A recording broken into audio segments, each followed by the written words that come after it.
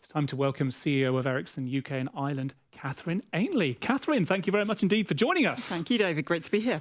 So, Ericsson, tell me about your time at Ericsson so far and about, the collaboration, the technology that's been enabling hybrid work for you there.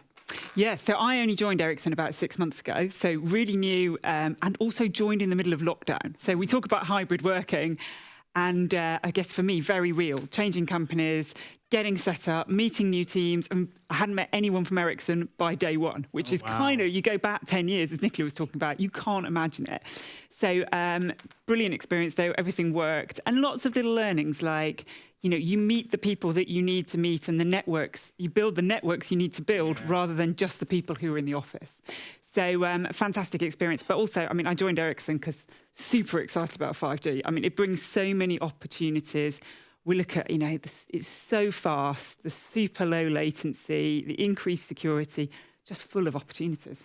I guess one of the things about I've found in this hybrid working world is that the people who I already knew, I knew how tall they were. When they're in those little celebrity squares, to steal Dr. Nicola's saying, you don't know how tall people you are. It's only when you meet them face to face for the first time, you go, hang on a minute, I thought you were like 6'4" from how you come across on the screens. Clearly, I keep meeting people like, yep, tall, short, yep, totally different. But that's important stuff when it comes to establishing those relationships, particularly if you're, doing kickoff calls with people who are going to be your key stakeholders over, the lifespan of your career in that company.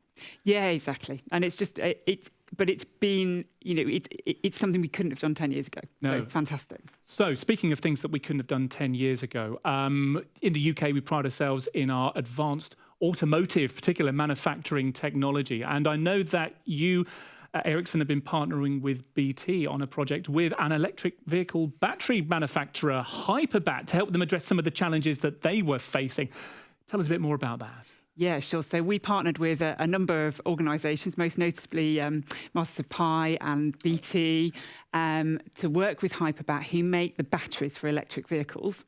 And they, like many manufacturing companies, they've got teams in different places. They've got the design team in one place, the build team in the other place. And that whole collaboration piece can sometimes be a bit clunky, as we all know. And what they've done is they've used 5G to create a virtual reality world that they can both be in, even though they're not in the same place. So they've got this, they can collaborate and work together and point things out in a whole virtual reality world without having to travel and send emails and call each other.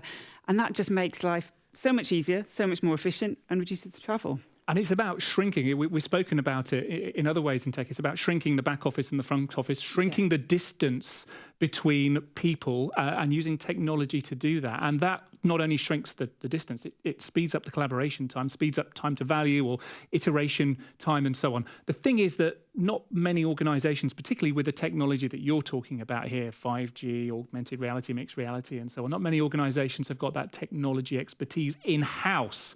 And that is when, I guess, the power of the partnerships with the likes of Ericsson and BT and so on really comes into its own. Exactly. And it was great to work with BT on this because it was a real world first on using untethered 5G virtual reality. But yeah, you need to work with the right partners who understand it. And we had, it's a long list, but there were some really specialist partners as well who really understood it. So yeah, a great project to have worked on. Terrific stuff. So in terms of how you've seen this technology, the collaboration technology evolve over the last couple of years, I guess we all have really seen how it's progressed. And then where you see it heading next, what's the trajectory as you see it? Yes, what we are talking to people about, so many different areas. You look at Hyperbat, they're looking at how can you remove some of the wires from the manufacturing floor.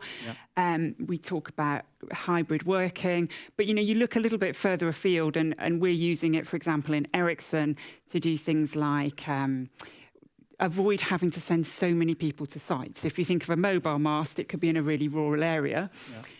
We can send one person with a drone, create a mock-up of it in 3D, and then everybody who needs to work on it can work on it from wherever they are without all the travel time, without having to climb masts. So much more efficient and effective, and you get the experts in the right place. So that's Ericsson's own story. How about other organisations who you've been working with, and any stories from them that you can share? Yeah, and you look, this is what's so exciting, is you can see kind of more and more examples coming out, and they just start you thinking, about all the different things that we're going to be able to use it for. I mean, another really good example is Northumbrian Water, and they were using it. They're using it to mock up and be able to see kind of all the pipe work and the wires without actually. They're able to see it in augmented reality without having to constantly refer to maps. And they're able to update their data much more quickly, so keep everything up to date. So there's just so many uses for it. I think we tend to think of the office, which is really important, and clearly,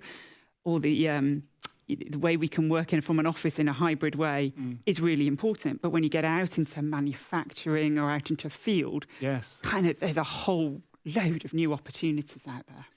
Just going back to the manufacturing story with Hyperbat, the fact that you're then able to run a machine room floor, a production line without those wires, have them using 5G to communicate with each other, and it makes it a lot easier to reorient your line.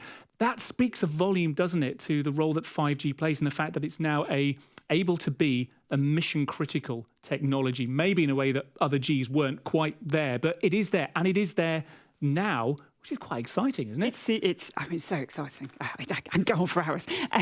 But yeah, it's about 100 times faster than 4G. It's so fast, and that less than a millisecond latency, incredibly low latency, and much more secure, particularly if you're on a private network. But you can do so much with that. The opportunities. Indeed.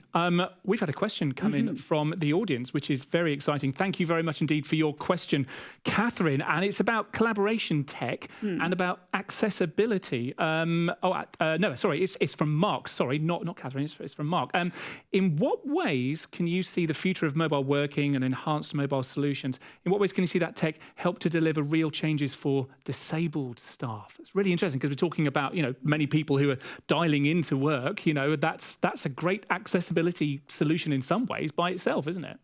It is, and I think it's a brilliant question, because I think all too often, we often also look at the really obvious use cases, but actually there are so many opportunities, and they overlap so much. A lot of the voice recognition, for example, you think how that's revolutionised the life of people who perhaps found it a little bit more difficult to communicate, and the same will happen with 5G.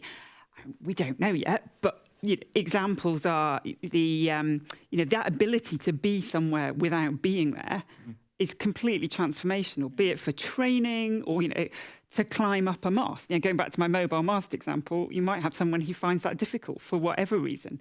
They can be there. I think also that ultra low latency and its ability to its improved geo capabilities, so knowing where it is, combined with the data, means that if you're struggling to get around, again, that 5G can feed much better information real time, and just start to think about how we can use that for people who might find it difficult normally. It's amazing. Yeah. Indeed, there's a strong accessibility story there, of course, but also a strong sustainability story there as well, which obviously we've been exploring over the last year or so, and no doubt we will continue to. Mark, thank you very much indeed. Great question. Katherine, thank you very much. Great answer. And we'll have more questions and answers for you later on in our live Q&A. Thank you.